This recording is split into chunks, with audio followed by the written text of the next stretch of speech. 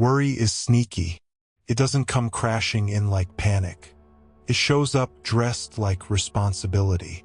It whispers that you're just being careful, just staying on top of things, just making sure nothing falls apart. But underneath all that is fear. Fear doing dress rehearsals for disasters that haven't even given you a sign they're coming, and probably never will. Fear keeps you busy with problems that aren't even real, and it's wild how easily we fall for it. How many hours we spend arguing with people who haven't said a word, defending ourselves in fake scenarios, problem-solving situations that only exist inside our heads. You are restless all day, not because life asked you to, but because your mind has decided it's time to build a playlist of everything that could possibly go wrong. And you call that being prepared. But let's be honest, it's not preparation. It's a mental quicksand. Keeps you stuck, keeps your heart racing, keeps your body thinking it's in danger, even when you're perfectly safe. It doesn't make you stronger. It doesn't make you wiser. It just makes you tired.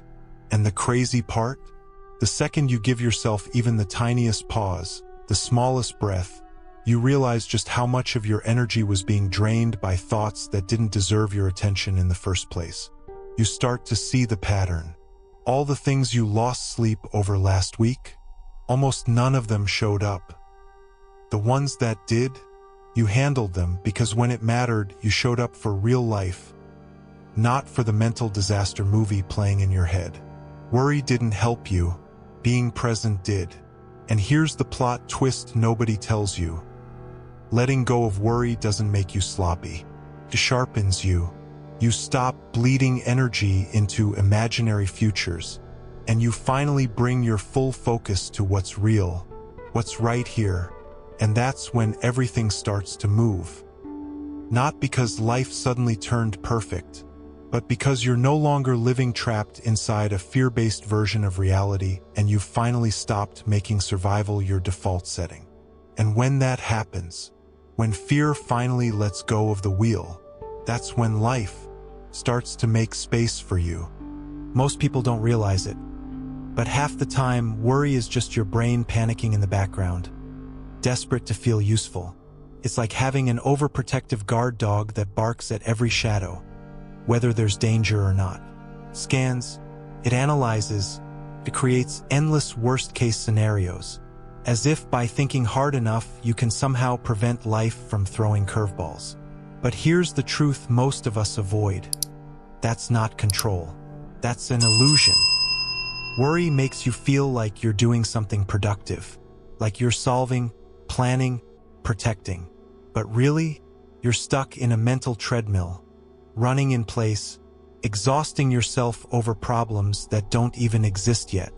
And the part that really stings? While you're busy drowning in imaginary disasters, real life keeps moving. Moments are happening all around you. Opportunities drift past. Connections soften. Joy sneaks in and out unnoticed, not because life is withholding them, but because worry keeps your eyes locked on everything that could go wrong. The real shift happens when you stop spiraling on, what if everything crashes and burns? And instead start asking, but what if I'm still capable of standing, even after the dust settles? That one question cracks something open, because real confidence isn't about sidestepping chaos or living some perfectly predictable life. It's built one breath at a time, by proving to yourself that you can walk through discomfort without breaking, that you can stand inside uncertainty without losing who you are. And the beautiful part? You don't need all the answers up front. You just need enough presence to hear the right one when it finally shows up. The moment you stop giving fuel to those anxious thoughts, something shifts. You stop needing to map out every possible outcome. You stop rehearsing for scenarios that don't exist. You move from reacting on impulse to responding with intention. You start trusting something you've forgotten how to trust, your own ability to show up when it matters. Not flawlessly, not with some perfect, pre-approved script, but with clarity, with focus, with a kind of calm that can't be faked. And that's when life starts to loosen up around you. Decisions don't feel like life or death events. Even when you stumble, it doesn't feel like everything's crumbling, because you're no longer reading failure into every small mistake. You stop moving through your day on defense. You stop making choices from a place of fear. Instead, you start showing up from a place of peace. You stop micromanaging every detail of your life, not because you don't care, but because you no longer need that control to feel safe. And here's where the outside world starts to reflect the change. Not because you pushed harder, not because you forced the outcome, but because you finally stopped fighting everything with anxiety. Now, this next part might sting a little. A lot of the things you've been calling problems aren't actually problems. They're stories.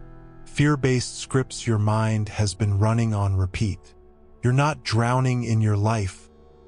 You're drowning in the meaning you've attached to it, in the disaster endings you've imagined, in the false conclusions you've jumped to before reality ever had a chance to play out.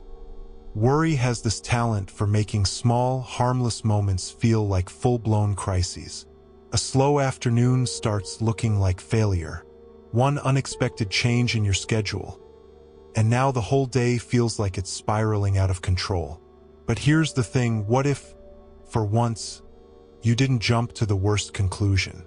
What if you didn't assign meaning to every pause, every delay, every silence?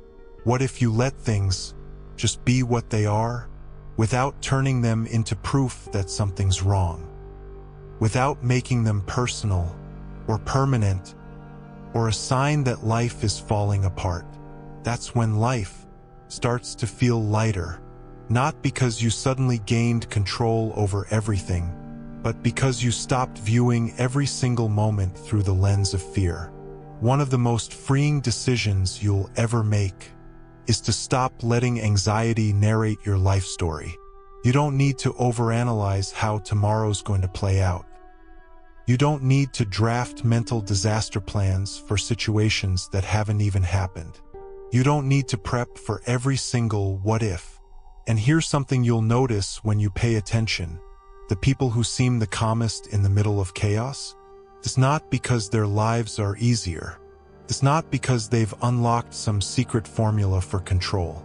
It's because they've stopped letting their minds build horror stories out of every unknown. They've realized something that most people miss. Worry is just the brain trying to write a script it was never supposed to direct. And here's the irony. The second you stop obsessing over what might happen next, you finally clear enough space to deal with what's actually happening now. That's where growth kicks in. That's where real alignment begins. You start showing up for moments as they arrive, not for the mental version you feared. You make cleaner decisions because fear's no longer fogging your mind. You take better care of your body because you're no longer living on emotional fumes. You show up differently for the people you care about because your head isn't spinning with doubt and guilt and endless what-if loops that never really served you anyway. The greatest lie worry sells you, that you'll feel calm after everything's fixed, after every loose end is tied, after every outcome is secured. But here's the reality. If you wait for perfection before you let yourself exhale, you'll spend your entire life holding your breath. True peace, the kind that doesn't fall apart the second life gets messy, doesn't come from controlling everything around you. It comes from detaching your emotional state from the chaos. It's built by choosing to stay present, even when nothing feels certain, by learning to sit in the middle of the unfinished, without letting it wreck your center. And this is where your whole internal landscape begins to shift. Because the second you stop letting fear run the show, you get your energy back, your creativity returns, your sense of direction sharpens. Life doesn't suddenly become perfect, but it starts flowing smoother. Not because you got lucky, but because you finally stopped swimming against the current. The situations may look the same on paper, but inside them, you're different now. You feel steadier, less frantic, less desperate for answers, more open to what's next, even if you don't know exactly what that is yet. And that's when life starts clicking into place. Not because you pushed harder, but because you finally learned to trust your own stillness. Most people go through life without ever stopping to ask, why is my mind always running? Why does it feel like there's this constant background noise I can't turn off? We just assume it's normal, like mental static that's always there, humming beneath everything. But here's what hardly anyone says out loud. A busy mind isn't a sign of mental strength. It's usually a sign that your brain has been stuck in survival mode for way too long. We've glamorized stress. We've confused being constantly busy with being productive. We've linked overthinking with being responsible, like if we're not worrying, we're somehow slacking off. But let's get real for a second. Overthinking isn't growth. It's not progress. It's just your nervous system stuck in high alert, playing old fear tapes under new labels.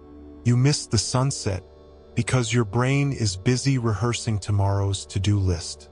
You miss the meaning behind someone's words because you're already drafting your response. You're physically in the room, but emotionally, you're miles away. But here's where it starts to shift. Not by forcing yourself to calm down, but by noticing, catching yourself mid-spiral, and choosing just for a second to pause, to breathe, to remind yourself, this isn't happening right now.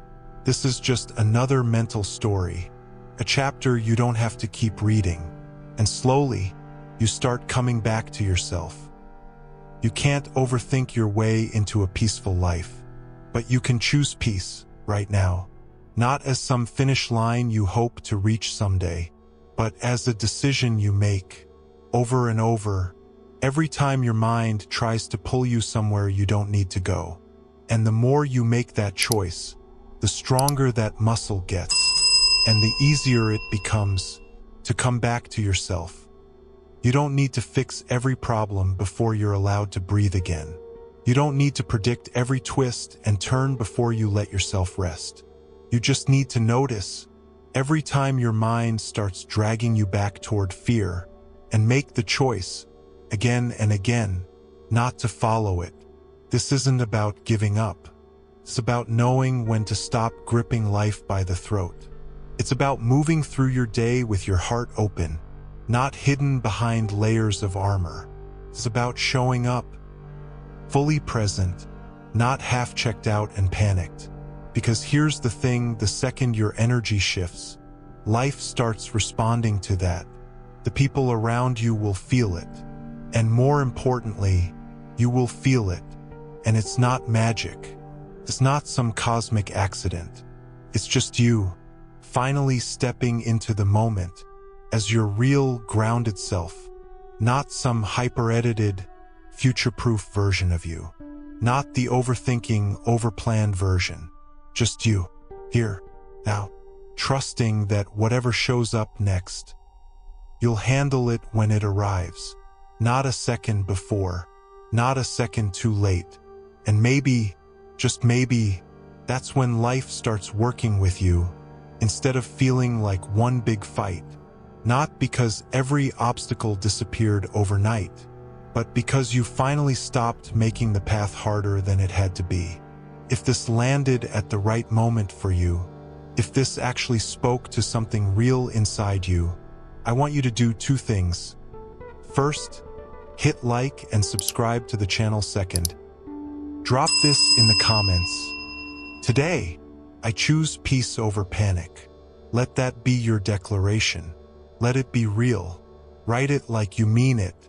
And if you know someone still out here wrestling with fear, send them this video. Let's get this message in front of the people still stuck in their own mental storms. They need to hear it too.